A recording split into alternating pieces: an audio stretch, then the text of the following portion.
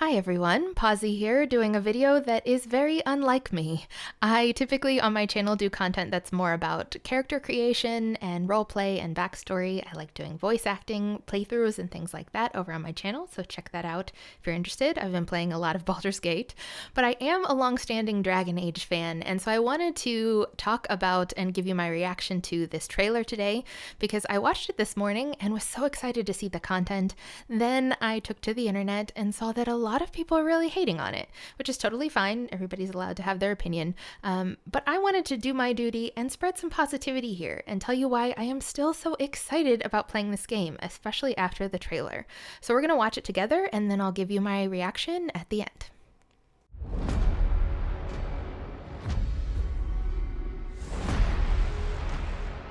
So it doesn't look like I expected, that is for sure, but you give me Varric right off the bat and I'm already sold. Not looking good, old friend. This'll take more than you and me. Yes, our first companion, Scout What are Harding. you thinking? We need someone to be our eyes and ears in the shadows. Mage number one has a cool hat. And someone to bring a little darkness to the daylight. I definitely like an anti-heroic dark rogue look there. We're going into the Fade, aren't we? And digging up a lot of buried secrets.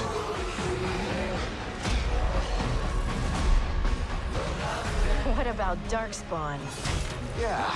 And I'm gonna go ahead and claim this companion as my favorite, Davrin the Warden. I already know you're gonna break my heart. You know there will be dragons. A nice little nod to how people criticized the earlier games for not having enough dragons. We'll need someone with fire in their blood. So cool. I love One more Kunari. So thing. glad we got another Kunari This companion. crew needs a leader. Someone we can count on. Someone that the world can count on.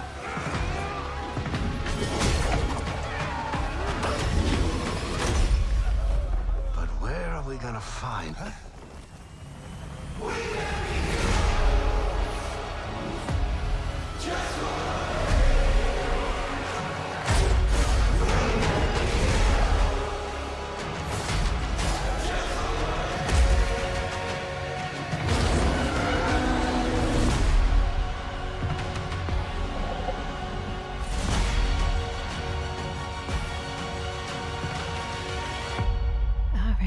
So like it said, the official gameplay reveal will come out in 2 days. I know some people were worried about the stylized, some people are calling it cartoonish look of the trailer. We don't know necessarily that that will be what the game looks like. If it does, however, that really doesn't bother me. I know it's not what we expected, it's not very realistic, but I still think it looks good. It's just a different style. And honestly, I care more about the story anyways. And these companions, Harding, it was brilliant to bring her from Inquisition, a beloved NPC. I have a soft spot in my heart for Femme Kunari, so I'm looking forward to Tosh. My canon character in Inquisition is a Kunari. Other companions that jump out to me, Davrin. I adore the Grey Warden storyline. Of course, it's pivotal in Origins, but to see this hero with the griffin bouncing off of his shield, I'm already in love. Valara, the veil jumper, whimsical and cute. I actually thought she was a dwarf at first, but the ears say elf. Who knows? We'll see. And then Lucanus, I believe his name is, was the dark rogue figure that snapped somebody's neck in the street. Overall, I think these companions do look pretty encouraging. I know we only get 2 rather than 3 companions in the party as we go, but hopefully we still get to build those relationships that we know and love from the Dragon Age games. So just for fun, let's go over here and look at some of the comments for some giggles.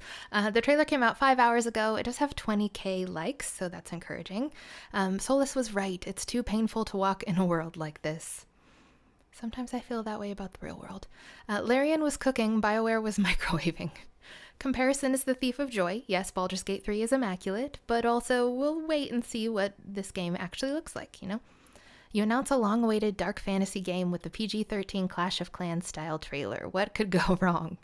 Yeah, that dark fantasy game thing, I know that was what was advertised to us, but Inquisition wasn't a dark fantasy either. And that was a good story.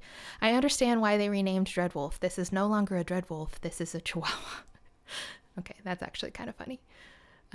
Again, how did we go from dark fantasy to Saturday morning cartoons? To have a good story, you need dark and light. You need joy and tragedy. You need a mix of those. And yeah, maybe that quote unquote cartoonish look speaks to a more joyous, uplifting storyline. But hopefully there's a bit of both in it to kind of, again, create a complex story. Is this what Duncan died for? How dare you? Oh yes, Baldur's Gate 3 looks more like Dragon Age than Dragon Age itself. Again, Baldur's Gate 3. Me looking at Inquisition, perhaps I treated you too harshly. That is a good point. When Inquisition came out, a lot of people were critical of it, especially if they were fans of Origins and 2, because the tone was definitely different. And this one might be different as well, but, it's all set in this world of Thedas with these characters that have this rich lore, and I'm still remaining optimistic about it. They don't call me POSI for nothing. So yeah, I mean, a lot of people have different views on Inquisition. Some people love it, some people hate it. I personally do really love Inquisition. I also love Origins, though. I have an Origins playthrough on my channel that is very poorly voice acted. But hey, that's one of my subscribers. I miss Cullen.